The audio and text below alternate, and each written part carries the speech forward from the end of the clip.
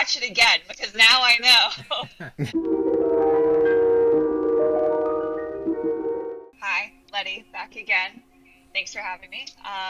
We are going to watch the Twilight Zone episode Judgment Night. What is it, season 1, episode 10? I have never watched Twilight Zone before. I've heard of it. I know the intro song, and that's my knowledge on the Twilight Zone. Yeah. So it's a very watching old for the first episode. time. Angus was like your age when it first came out, so he's well versed on the Twilight How Zone. old do you think I am? I was a little younger than that, I think. Yeah. But yeah, Was so it, if you're watching it for the first time along with me, awesome. No judgment from me. Maybe from these guys, but I won't. No judge judgment, just Judgment Day. You mean Judgment Night? Right. Oh, That's right. damn it. You guys are so close, so close. I can't even do take 2 because we're live. These are my guides for the episode, so, you know. Okay. All right, we all set? I think Yeah. so.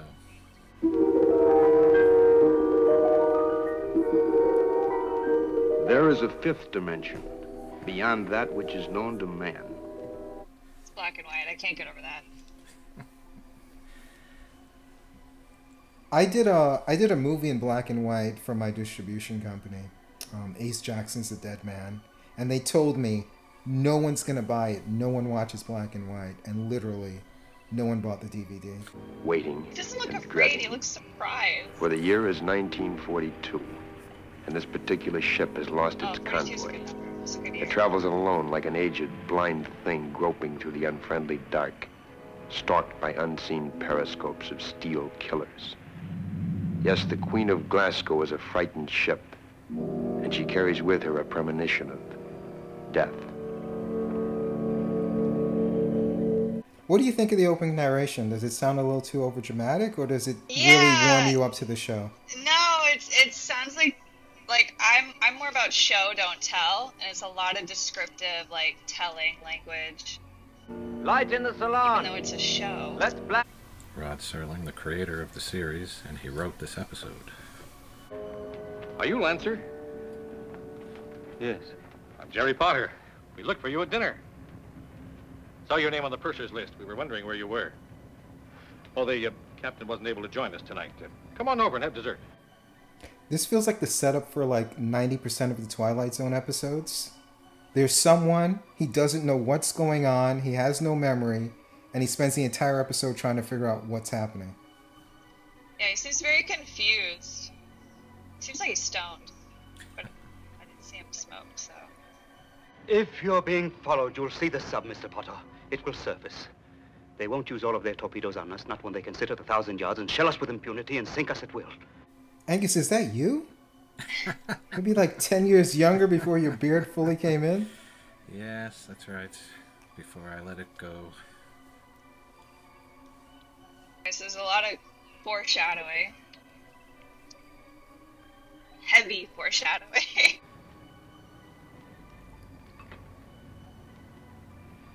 Okay, paranoid. Oh, that's quite all right. Oh, Edelsteins. I said it all right! Not a lot of subtlety in this performance. Oh, it's very dramatic. Yes. It almost seems like robotic. How long had you been in England? How long?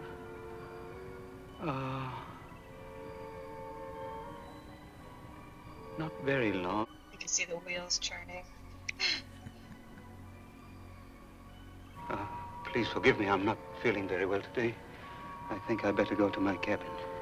I actually like over-the-top acting, but this is a little much, even for me. Miss Stanley.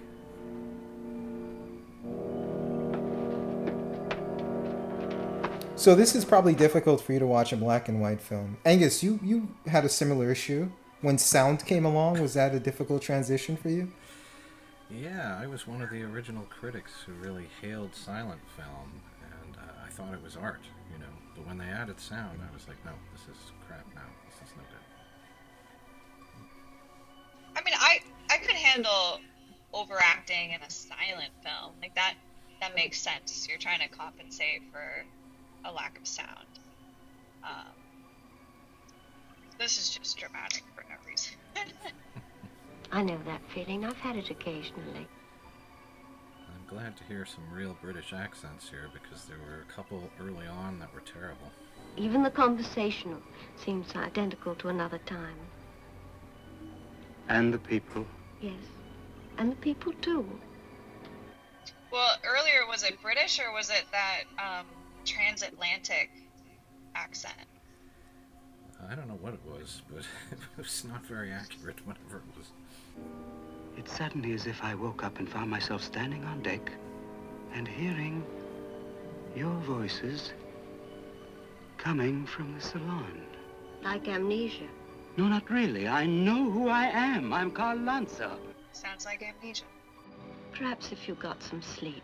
No, sleep couldn't help me. I don't think I could get to sleep. I'm having memory problems, but it's not because I'm not sleeping. We are being stalked.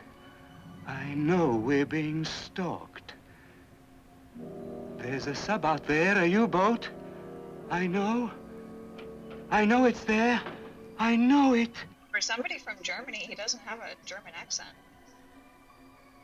It's very subtle. I love the guy turning the wheel. He seems so sedated. He balances out the overacting from the other guy. True. What if he's going to turn the wheel the other way? There is very little that I can tell you, as I don't remember anything. I don't really know how I got on this ship. I don't recall anything about it. I seem to remember only odd, disjointed things. I know, for example, that my name is Carl Lanser. I know that I was born in Frankfurt. Go on, Mr. Lanser. Go on, how?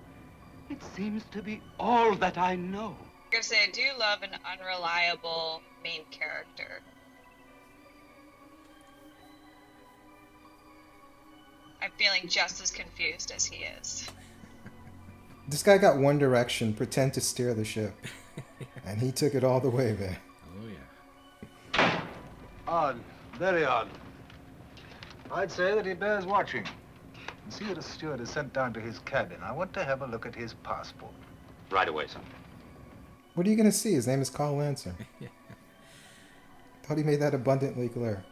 From Germany. This, I was wondering if it was a war souvenir. War souvenir? Yes, sir. German naval officer's cap. Submarine commander, as a matter of fact, sir. Don't touch anything that doesn't concern you. Oh, is he having like a PTSD flashback? Is that what this whole episode is?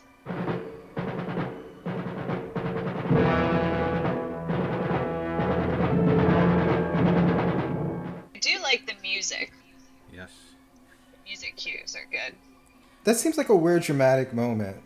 It's like he already established his name is Carl Lanser, and the dramatic moment is we see his name is Carl Lanser. Well, I think it's that he has a submarine captain's hat. Yeah. But it's just funny that it zoomed in and his name was there, you know? Yeah. It's kind of ironic. I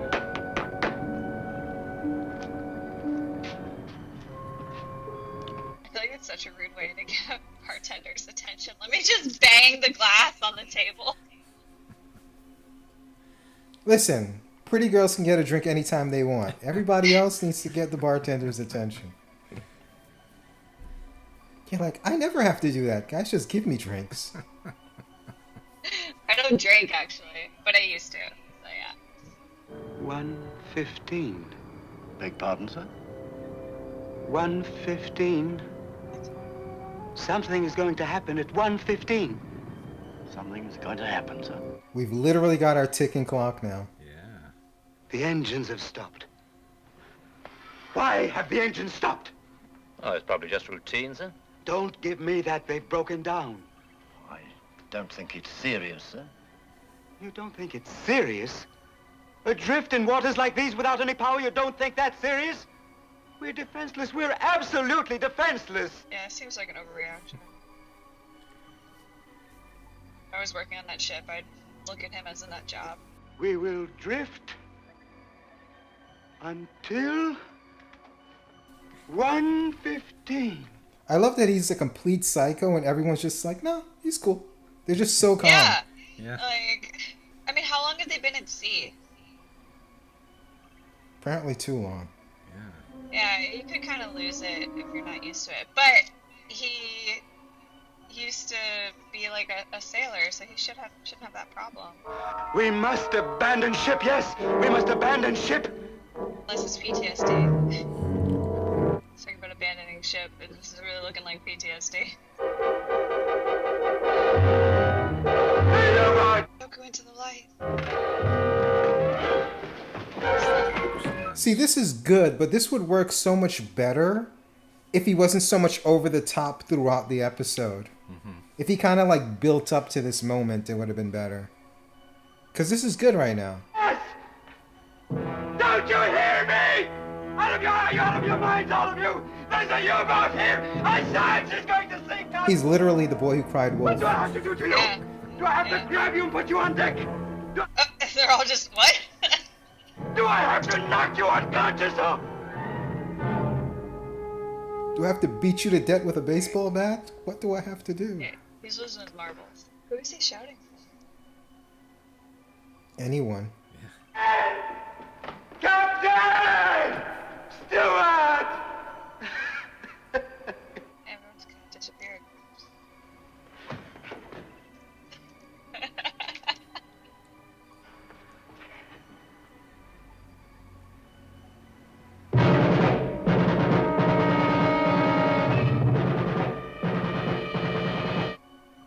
Wait a minute. Isn't that his same hat? With the binoculars. Just pulls binoculars out of nowhere. Oh yeah, right! See, what I'm like struggling with here is that, is this really happening? Or is this all in his head? Because he did already like have a delusion of all the people at the end of the hallway, you know, and what all of a sudden everybody is gone. And now this It does is feel like happening. there's a twist coming, right? That's pretty good. That's pretty good. Yeah. She did seem like someone burning alive.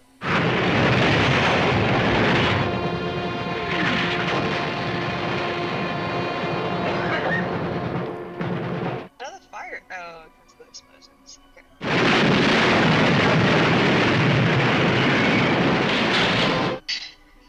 Everything just falls apart. I like the wraparound of the doll. That's a nice little detail. Yeah,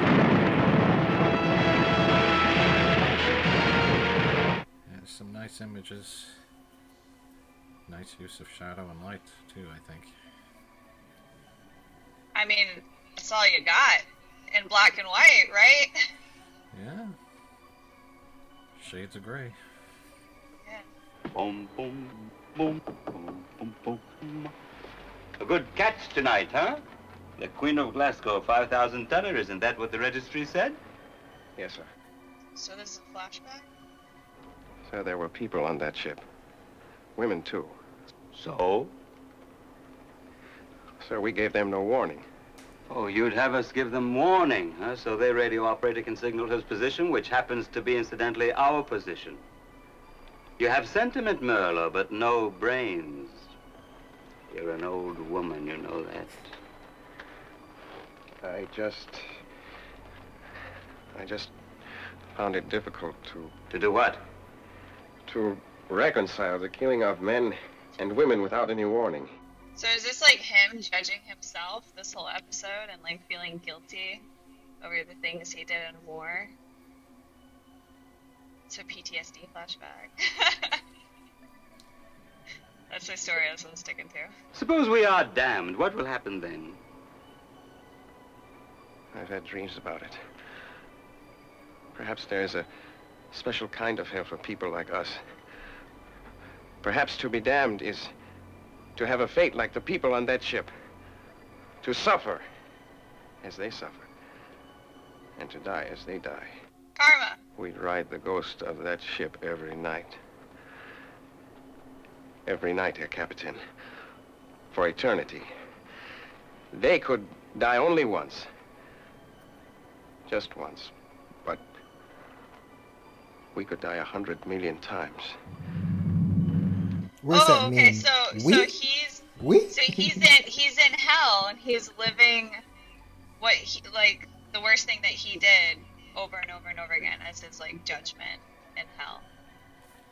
His judgment night. That's right. His judgment night. The SS Queen of Glasgow heading for New York, and the time is 1942. For one man, it is always 1942. Light in the salon. Let's black out down there. And this man will ride the ghost of that ship every night for eternity. This is what is meant by paying the fiddler. This is the comeuppance awaiting every man when the ledger of his life is opened and examined.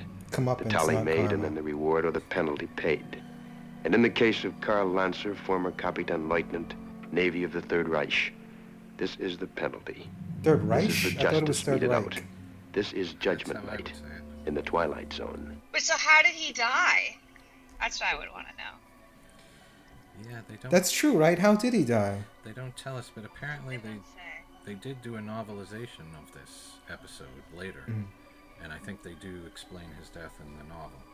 I can't tell you what it is, but I think if you want to read the novel, you can find out how he died. I'll Google That's it. interesting. I never thought about that. That's a good question. Yeah. Like we know his ultimate fate, but at some point he had to like actually die Yeah. because Yeah. that loop has to close. Like even though like he keeps dying there, like how does he die in the real time? You know? It had to have been not long after this because I can't imagine somebody like him having done this, living a longer life and not doing just as worse. And like that. Yeah, because being his he would judgment. have to remember that night, you know. Yeah. And if he lived like a long life, like it may be like a fading memory to him because he didn't seem like it mattered to him at that time anyway. You know, Yeah. it was more like this first mate or whoever that other guy was who was bothered by it. So he should have been the one on the ship, not the captain. Yeah. And he also doesn't See, now I want look. to watch this again.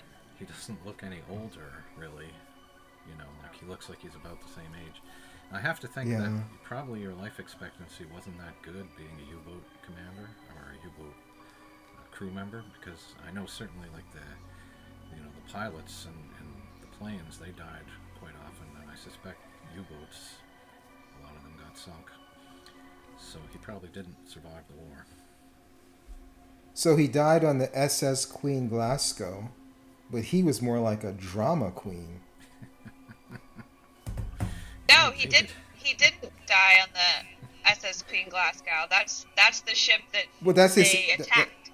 Yeah, but that's where he keeps eternally dying on in Well, yeah. his post-death. Yeah. His penance. Yeah. Don't step on my joke. How dare you? I don't need your logic coming into my humor. And I should probably. But so what?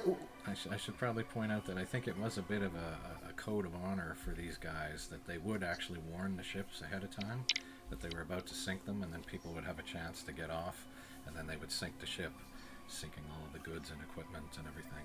Oh, People would I didn't know that. Yeah, I think it was a bit of a code, and so he was kind of cheating the code because he didn't want to risk missing the ship or getting caught by.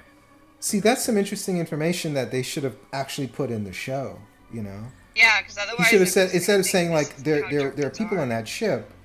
Like he said that, I'm like, duh. Like, of course there are going to be people on a ship. But like, if you what you said makes sense though. It's like, should have said, shouldn't we have warned them and given them a chance? Like if he said that, that would have made more sense because his line as is doesn't make sense because I'm thinking like, yeah, duh. A ship isn't going to like just drive itself. Well, he does say we didn't warn them, and then the commander says, yeah, well, warn them, and then tell everyone where our position is. Like he's afraid that the destroyers and the battleships. But he didn't say like, "Hey, Captain, we should follow procedures and like warn them." You know, He like doesn't. It's if he very- said something like that, it would have made more It's sense. very subtle, but of course, this is within 15 years of the end of World War II, so audiences at the time may have understood that a little more than we do now. That's true. Not as many That's of true. us remember World War II. You were there, so you obviously it's very Yeah. familiar for you. As, So. as a veteran of the war, yes, I knew all that. Yeah. Definitely. So I thought like the last third was really good. It's just like, I wish, like, in the first third, he didn't overact so much, so that, like, when, like, the real drama came and he was, like, desperately looking for people, there'd be a contrast in his performance. Yep. But he's like, it's 1:15. It's like, dude, like, calm down. Like, you don't have to overact every line. Like, you could just say your lines. You don't have to, like, emote, like, every line. And then, like, the drama at the end, like, if that contrast in his performance would have been interesting. And if they would have spent, like, a little bit more time with the passengers, so when the passengers died, we'd care about them. But it's just, like, all on him and, like, saying his name and over again. They could have spent the time a little bit better in the beginning to me. Yeah, I think more backstory on the passengers, that would have hit harder, especially because, like, he's feeling guilty about it. This is his judgment. This is his penance. But now that I know how it ends, the overacting and the confusion in the beginning, it kind of makes sense. And I feel like I wouldn't have been as confused and as, like, what the fuck is going on if he didn't do that. I want to watch it again because now I know. So I know what to look for. Well, that's the beauty of it. You can watch it again now. You have it there. You can watch it anytime. So I have to say that that's the thing about the Twilight Zone. It's like they all have this type of twist ending, and if you like this, then that's a good sign because there are better episodes. Yeah. But they all have this kind of formula where it starts off with someone who's really confused and he doesn't know what's going on, like, why is everything so weird, and they try to figure it out as the episode goes along, and then you get the twist at the end. So it's, even though, like, all the episodes are different and the twists are different, they all kind of have that same formula with someone hella confused and then, oh my god, like, that's the twist ending. It's almost like a dream. Yeah. And I was going to say that this is not my favorite episode. It's not one that stands out for me. But yeah, this is not a bad place to start because there's going to be a lot of better episodes coming. You don't want to start with maybe the greatest episode and then go downhill from there. So, Sean, you chose the episode? Yes, I chose this one because we started doing watch-alongs for this years ago, and then we stopped. But this was the episode we stopped on. So I figured instead of starting from the beginning, let's just pick up where we left off. So that's why we started on this one. Yeah. So kind of luck of the draw. Yeah. I also feel that this is a type of story that's been kind of imitated a lot over the years. There's a lot of movies that kind of have this format where there's a character who is confused and you know, we find out maybe in the end that he's actually dead or he's reliving the same thing over and over again. So I think there have been a lot of stories that have imitated this one, but probably when this came out, it was a lot fresher back in 1959. You would know. So. How many seasons did it go on for? How many years? 5, right? 5 seasons, yes. Yeah. And the 4th season... But the 5th season... Was it the 5th season that went to an hour? No, it was actually the 4th 4th season, and then they went back to half an hour for the 5th season, because the hour-long didn't really work as well. Yeah, this premise, it doesn't really it doesn't really work the longer you go. It kind of works when it's really short, like 20-something minutes. Because when they went to an hour, it's like, it kind of just drags, you know? And it's like, oh, it's kind of like an M. Night Shyamalan movie. It's like, all right, when are we going to get to It was already, like, hard to get through. I kept checking the time. I was like, all right, so when are we going to start picking up pace here? This is my favorite TV show, but even I don't like the hour-long episodes because they're just too long. This premise works perfect for 20 minutes. Yeah. It's considered to be one of the greatest shows of all time, I think, by a lot of people. Yeah. And it was groundbreaking. You know, it was very ahead of its time. So excluding this, round table, real quick, favorite TV shows. I would say this is my top 5. This, Mad Men, Breaking Bad, Sopranos, and The Wire. Those would be my top 5. Angus. Well, those are all good, but I always say my favorite show is Taxi, the old sitcom. Oh, God. I love that show, and I also love Seinfeld, which I feel is kind of like... Oh, yeah. It's kind of like, in a way, it's very similar. There's a lot of similarities there between those shows, and I love both of those. I also loved Curb Your Enthusiasm, which is kind of like the next generation of Seinfeld in a way. Larry David. Yeah. So those are all comedies, but yeah, I don't know. It's hard for me to pick. I mean, I love some of those shows you mentioned. I'm really enjoying Justified right now, which I've mentioned a couple of times. I think that's very good. Yeah, I don't know. Then, I mean, shows like this and Tales from the Crypt, I mean, the horror anthologies, I love those. I don't know if I can get any more specific than that. Letty?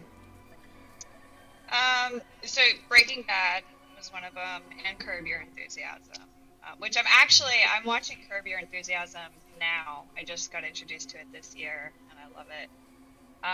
Let's see, another one, which was also more recent, was Night of the Seven Kingdoms. Absolutely fell in love with it. Watched it so fast. And then, let's see, another one, The Boys. Greatest of all time, The Boys? It gets a high. I really like The Boys! A lot of people like it. Yeah, I think it's really good. And then, let's see, American, it's been so long since I watched it. American Horror Show? Oh, yeah. American Horror Story? American Horror Story, there we go. Yeah, that one. Although, like, I don't know, the recent seasons, I'm starting to pull away. And I find that happen with, like, shows that have, like, more than 5 seasons. They just start to go down. Was that 5? I think it's 5. Yeah, I should have. South Park is one I left out. Yeah. And then Seinfeld. You reminded me of Seinfeld. Those would be another two that are really up there. But yeah, this one's definitely up there. Like when people make lists of greatest shows ever. So, yeah. Hopefully we'll do this again sometime soon. Anything else before we wrap up, guys? Anything else? Any final thoughts? No, I think it was fun. Too bad about all the technical difficulties, but hopefully we'll have a smoother sail in the future. Testicle difficulties? What are you talking about? Testicle difficulties? Oh, didn't I tell you about on. those? Didn't I mention it? Oh. Wow. Keep those testicle difficulties to yourself. All right. Okay, so I guess if we're all done, I'll give my wrap-up song. So this guy kept reliving the same moment over and over again. It's kind of like, I don't know, I guess you would call it deja vu. Baby, I swear it's deja vu. I just can't get over you.